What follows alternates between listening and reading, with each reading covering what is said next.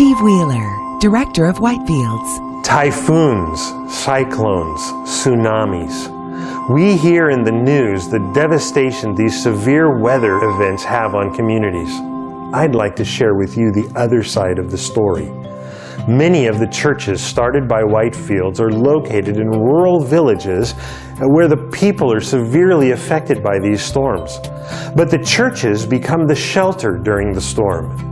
In a village where people live in simple shelters made from bamboo and thatched roofs, the church building becomes a safe harbor during the storm. After the storm passes, all the churches from neighboring areas become the first responders with relief. Even before the large world relief agencies can transport their teams into the area, local churches become a network of relief, and the members of those churches travel into the most serious areas of destruction and deliver immediate aid to the victims. In some cases, the local believers in these churches supply the first response, delivering food from their own pantries, fresh water, and even collect used clothing from their own meager supplies and distribute them to the people in regions who have just lost everything.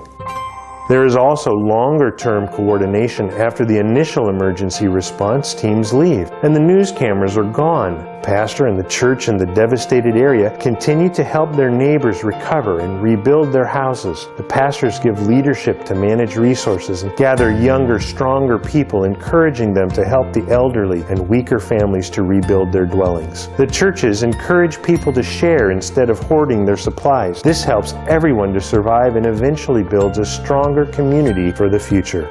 These acts of compassion also open a door for sharing about the love of Jesus Christ. In many cases, the churches grow during these catastrophes as non-church members experience the generous sharing by the believers in the relief effort.